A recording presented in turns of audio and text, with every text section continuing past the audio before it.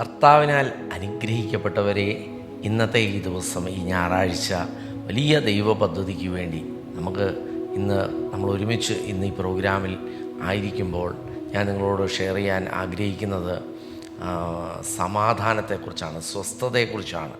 പരിശുദ്ധാത്മാവ് ആമേൻ എൻ്റെ അകത്ത് തന്നത് കർത്താവിൻ്റെ അടുക്കൽ ചെല്ലുന്നവർക്ക്, യേശുവിൻ്റെ അടുക്കൽ ചെല്ലുന്നവർക്ക് സന്തോഷവും സമാധാനവും സ്വസ്ഥതയുണ്ട്. ആമേൻ. അപ്പോൾ അവിടെ ആമേൻ ഇന്ന് ഞാനിത് കേൾക്കുമ്പോൾ നമുക്ക് കർത്താവിൻ്റെ കരങ്ങളിലേക്ക് എന്നെ ഒന്ന് സമർപ്പിക്കാം. ഒരു സമർപ്പണത്തിൻ്റെ ദിവസമായി പരിശുദ്ധാത്മാവ് എന്നെ നിങ്ങളെ മാറ്റട്ടെ.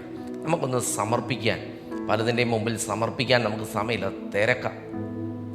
ഭയങ്കര തിരക്കിട്ട് ഓട്ടമാണ്. എന്നാലും ഈ ഞായറാഴ്ച നമുക്കൊന്ന് ഏൽപ്പിച്ചു കൊടുത്താലോ? കർത്താവേ, അടിയനിതാ ആമേൻ എന്നെ തന്നെ സമർപ്പിക്കുന്നു. ആമേൻ ഒന്ന് പറഞ്ഞ് നാവുകൊണ്ട് എൻ്റെ കൂടെ ഒന്ന് പറഞ്ഞ്, അടിയനിതാ എന്നെ തന്നെ സമർപ്പിക്കുന്നു. അപ്പ അങ്ങയുടെ കരങ്ങളിലേക്ക് എന്നെ സമർപ്പിക്കുന്നു. എന്നെ അങ്ങ് നടത്തണം, പരിശുദ്ധാത്മാവ് എന്നെ നടത്തണം എന്നാഗ്രഹിക്കുന്നവരെ പരിശുദ്ധാത്മാവ് നടത്തുന്ന ഒരു ദിവസമാക്കി കർത്താവ് മാറ്റും. യേശു പറഞ്ഞൊരു വാക്കാണ്, I will give you piece, ഞാൻ നിങ്ങൾക്ക് സമാധാനം തരാം. ഇന്ന് ഇത് കേട്ടുകൊണ്ടിരിക്കുന്ന മുഴുവൻ പേരുടെയും ഭവനങ്ങളിൽ വലിയൊരു സമാധാനം, ഒരു സ്വസ്ഥത, ഇന്നുവരെ അനുഭവിക്കാത്ത സന്തോഷം പരിശുദ്ധാത്മാവിനാൽ കർത്താവ് നിങ്ങൾക്ക് നൽകിയാണ്. ഇന്ന് നമുക്ക് ഏറ്റെടുക്കാം. കർത്താവിൽ ജയത്തോടൊരു ജീവിതമാണ്. യേശു ക്രിസ്തുവിൽ വിശ്വസിക്കുന്ന ഒരു വ്യക്തിക്ക് ജയത്തോടെയുള്ള ഒരു ജീവിതമാണ് കർത്താവ് ഒരുക്കിയിരിക്കുന്നത്. ലൂക്കോസ് എഴുതിയ സുവിശേഷം 7-ാം അധ്യായത്തിൽ യേശുവിനെ ഒരു പരീക്ഷന്മാരിൽ ഒരുവൻ തന്നെ ഭക്ഷണം കഴിക്കാൻ തൻ്റെ വീട്ടിലേക്ക് ക്ഷണിച്ചു. അപ്പം കർത്താവ് വരുന്നത് ആ ദേശം മുഴുവൻ അറിഞ്ഞു. ദേശത്തുള്ള ആൾക്കാരെല്ലാം ഉണ്ട്. അങ്ങനെ യേശു അവിടെ ചെന്നപ്പോൾ അവിടെ ഒരു പാപിയായൊരു സ്ത്രീ വന്നു. ആ സ്ത്രീ വന്ന് മറ്റെല്ലാവരും ഇങ്ങനെ നോക്കി നിന്നപ്പോൾ ആ സ്ത്രീ കർത്താവിൻ്റെ കാൽക്കൽ പോയിരുന്നു. തനിക്കറിയാം തൻ്റെ സിറ്റുവേഷൻ എന്താണ്. ആ സ്ത്രീക്ക് തന്നെക്കുറിച്ച് താൻ എന്താണെന്ന് തനിക്ക് നന്നായിട്ട് അറിയാം. അതുകൊണ്ട് താൻ കർത്താവിൻ്റെ കാൽക്കൽ പോയിരുന്നു. താൻ ആ യേശുവിൻ്റെ വാക്കുകളും സംസാരവും എല്ലാം കേട്ട് അവിടെ ഇരിക്കുമ്പോൾ തൻ്റെ കണ്ണിൽ നിന്ന് വെള്ളം വീണു, കണ്ണുനീര് വീണ് കർത്താവിൻ്റെ പാദത്തിൽ വീണു. പ്രിയമുള്ളവരെ, ആ സ്ത്രീ കർത്താവിൻ്റെ പാദം തനിക്കുള്ള തുണി വെച്ച് തുടച്ചു. താൻ ആ പാദത്തെ കഴുകിയെന്നാണ് വചനം പറയുന്നത്, ആ കണ്ണുനീര് കൊണ്ട്. എന്നാൽ തുടർന്ന് തൻ്റെ കയ്യിൽ ഒരു പരിമള തൈലം ഉണ്ടായിരുന്നു. ആ തൈലം ഉപയോഗിച്ച് കർത്താവിൻ്റെ കാലിനെ ആമേൻ ഏറ്റവും ശ്രേഷ്ഠമായിട്ട് താനത് കഴുകി. പ്രിയമുള്ളവരെ, അന്ന് ആ പരീക്ഷൻ ഇങ്ങനെ മനസ്സിൽ ചിന്തിച്ചു, ഇവൻ പ്രവാചകനോ അല്ലെങ്കിൽ മറ്റെന്തെങ്കിലും ആണെങ്കിൽ ഇവനെ മനസ്സിലാകേണ്ടിയ അല്ലേ, ഇവള് ഒരു പാപിയാണ്, ഇവളെ അടുപ്പിക്കാൻ പറ്റത്തില്ല എന്ന് ഈ പ്രവാചകന് മനസ്സിലാകേണ്ടതല്ലേ? എന്നിട്ട് എന്തുകൊണ്ട് മനസ്സിലായില്ല? അപ്പോൾ ഇവൻ ഒരു പ്രവാചകനല്ലായിരിക്കും എന്ന് ആ പരീക്ഷൻ്റെ അകത്ത് ഒരു ചിന്ത വന്നു. പ്രിയമുള്ളവരെ, യേശു പറഞ്ഞ ഒരു കാര്യം ഞാൻ നിങ്ങളോട് ഷെയർ ചെയ്യാം.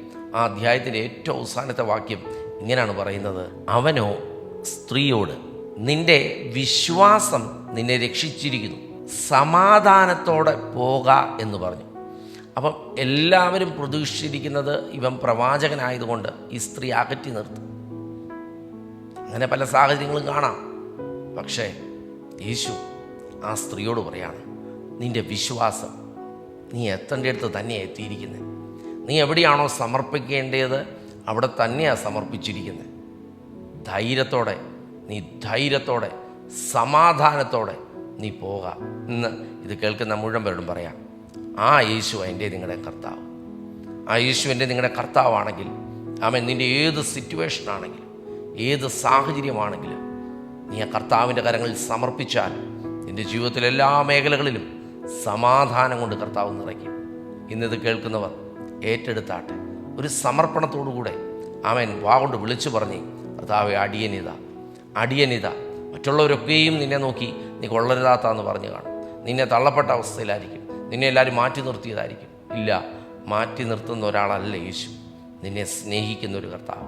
ഇന്ന് ഞാനിതിലൂടെ പറയാൻ ആഗ്രഹിക്കുന്നത് ആ സമാധാനം, ക്രിസ്തുവിൻ തന്ന സമാധാനം, ക്രിസ്തുവിലുള്ള സമാധാനം, അതനുഭവിക്കാനാണ് കർത്താവ് നമ്മളെ വിളിച്ചിരിക്കുന്നത്.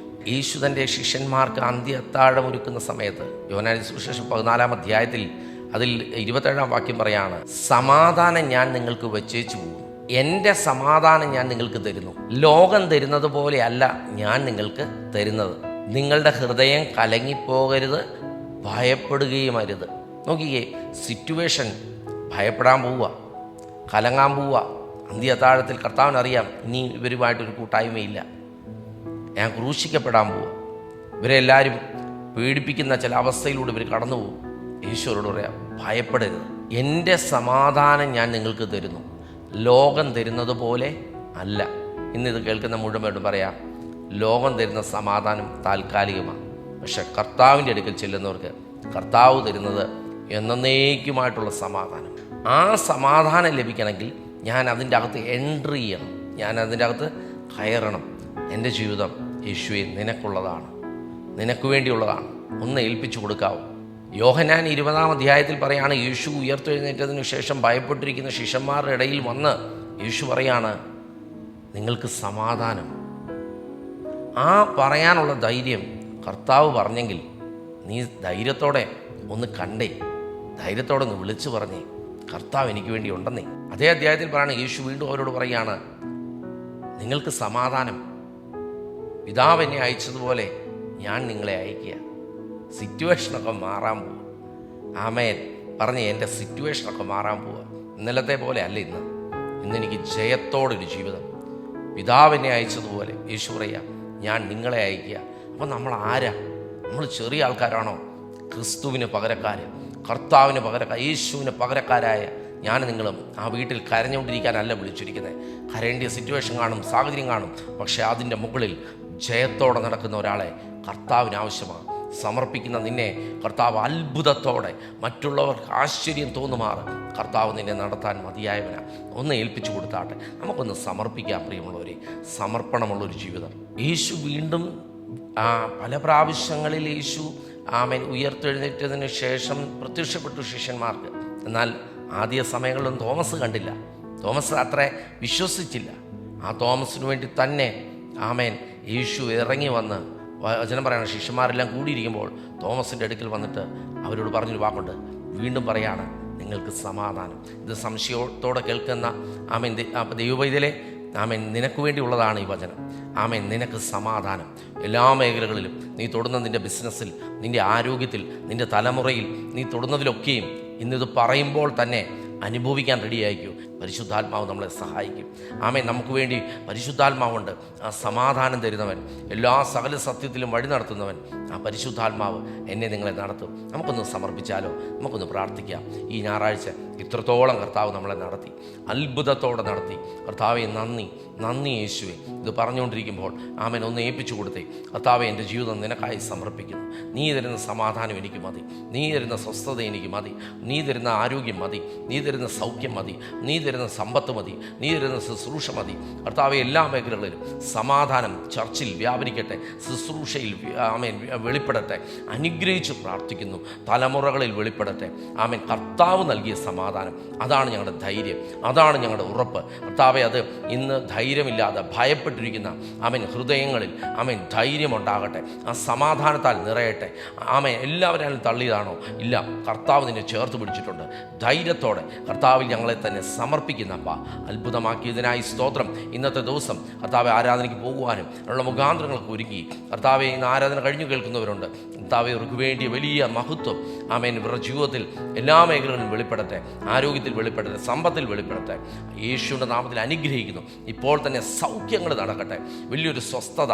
കട്ടിലിൽ കിടക്കുന്ന വ്യക്തി സൗഖ്യമാകട്ടെ, ബന്ധനസ്ഥർ വിടുവിക്കപ്പെടട്ടെ. ഇപ്പോൾ തന്നെ കർത്താവ് നാളുകളായിട്ട് ആമേൻ മൈഗ്രെയിൻ നിമിത്തമുള്ള വേദന ഇപ്പോൾ തന്നെ സൗഖ്യമാകട്ടെ യേശുവിൻ്റെ നാമത്തിൽ. ജോലി ഏറ്റവും അനുഗ്രഹിക്കപ്പെട്ട ആമേൻ ജോലി ലഭിക്കട്ടെ. അനുഗ്രഹിച്ചു പ്രാർത്ഥിക്കുന്നു യേശുവിൻ നാമത്തിൽ തന്നെ. ആമേൻ. God bless you. പ്രിയമുള്ളവരെ, ആമേൻ ടുഡേയ്സ് ബ്ലെസ്സിങ് വേർഡ് എന്ന ഈ പ്രോഗ്രാം നിങ്ങൾക്ക് അനുഗ്രഹമാണെങ്കിൽ മറ്റുള്ളവർക്ക് ഷെയർ ചെയ്ത് കൊടുക്കുക, കമൻറ്റുകൾ ഇടുക. അപ്പോൾ തന്നെ നിങ്ങൾ അറിയാവുന്നവർക്കൊക്കെയും ഷെയർ ചെയ്ത് കൊടുക്കുക. ഇതൊരു ശുശ്രൂഷയാണ്. ഞാൻ ഇങ്ങനൊരു പ്രോഗ്രാം ചെയ്യുമ്പം ഈ ഒരു പ്രോഗ്രാം വീഡിയോ എടുക്കുന്നു, എഡിറ്റ് ചെയ്യുന്നു, അത് നിങ്ങൾക്ക് ഇട്ടു തരുന്നു. ഇതൊരു ശുശ്രൂഷയായിട്ടാണ് ഞാൻ എടുത്തിരിക്കുന്നത്. എല്ലാം ഞാൻ തന്നെയാണ് ചെയ്യും. എന്തിനാ? ഞാൻ ഏൽപ്പിച്ചു കൊടുത്തിരിക്കും. ഇത് എല്ലാം കഴിഞ്ഞ ഒരാളെ കൊണ്ട് ചെയ്യിപ്പിക്കുകയല്ല, ആർക്കും ഞാൻ ഫോർവേഡ് ചെയ്യുന്നില്ല. കാരണം ചിലർക്കൊക്കെ വാട്സപ്പിൽ ചെല്ലുമ്പോൾ ബുദ്ധിമുട്ടാണ്. ആ കർത്താവ് വേണ്ടടുത്ത് എത്തിക്കും. പരിശുദ്ധാത്മാവ് ഈ മെസ്സേജ് എവിടെ എത്തണോ അവിടെ എത്തുക തന്നെ ചെയ്യും. ഇത് കേൾക്കുന്ന നിൻ്റെ ജീവിതത്തിൽ കർത്താവ് പ്രവർത്തിക്കാൻ മതിയായവനാണ്. കർത്താവിന് ഒരു കാര്യവും അസാധ്യമല്ല. So God bless you. നാളെ തിങ്കളാഴ്ച നമുക്ക് ഒരുമിച്ച് കൂടാം. കർത്താവ് എല്ലാവരെയും ധാരാളമായി അനുഗ്രഹിക്കട്ടെ.